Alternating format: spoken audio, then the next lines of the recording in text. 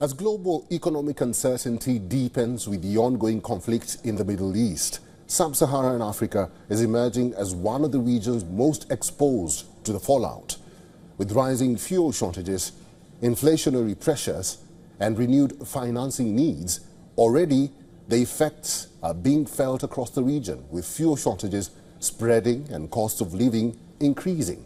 Damage to infrastructure in conflict-affected areas has contributed to higher global prices, fueling inflation and slowing development prospects. At the same time, demand for IMF support is rising. Several countries in Sub-Saharan Africa are seeking new programs as they grapple with tightening financial conditions and limited fiscal space. Here is our cover report.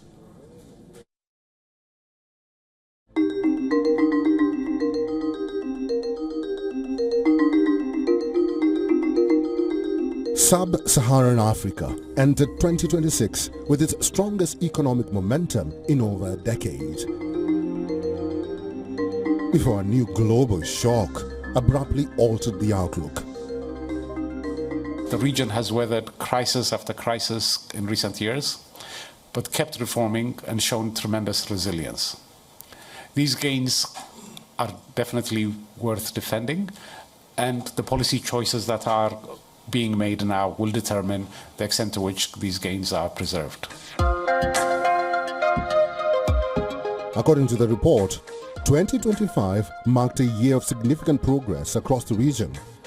Economic growth reached 4.5%, the fastest pace in more than 10 years, driven by improved external conditions and, crucially, domestic reforms.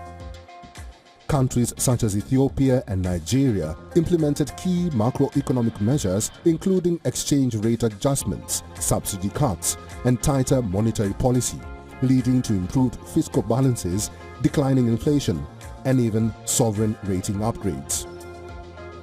Inflation fell to a median of 3.4% by the end of 2025, while fiscal deficits narrowed and public debt levels declined.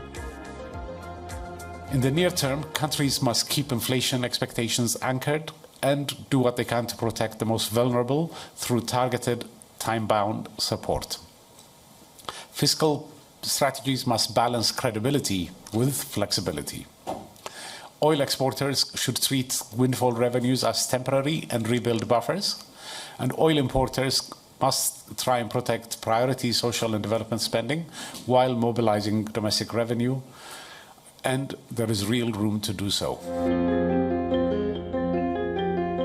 The conflict in the Middle East has triggered a new wave of economic strain, pushing up oil, gas, and fertilizer prices, increasing shipping costs and disrupting trade, tourism, and remittances.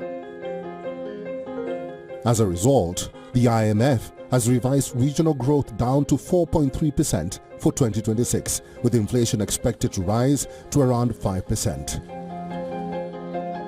The impact varies sharply across countries. Despite these mounting pressures, Selassie stressed that African economies have already shown significant resilience. However, sustaining this resilience will require continued effort. In the short term, governments must protect vulnerable populations and maintain essential public spending, particularly in areas such as food security. Over the longer term, rebuilding fiscal buffers and strengthening domestic revenue mobilization will be key.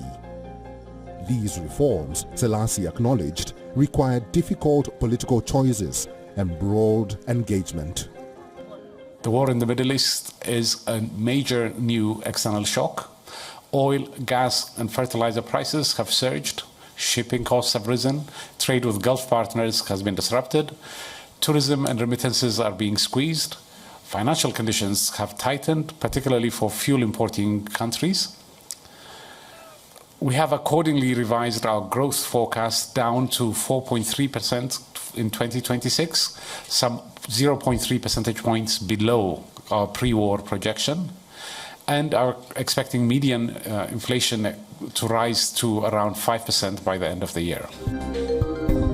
As Sub-Saharan Africa faces a more uncertain global environment, the IMF's message is clear: the region has made real progress. But the path forward will require sustained reform efforts. Africa Bureau, WION, World is One.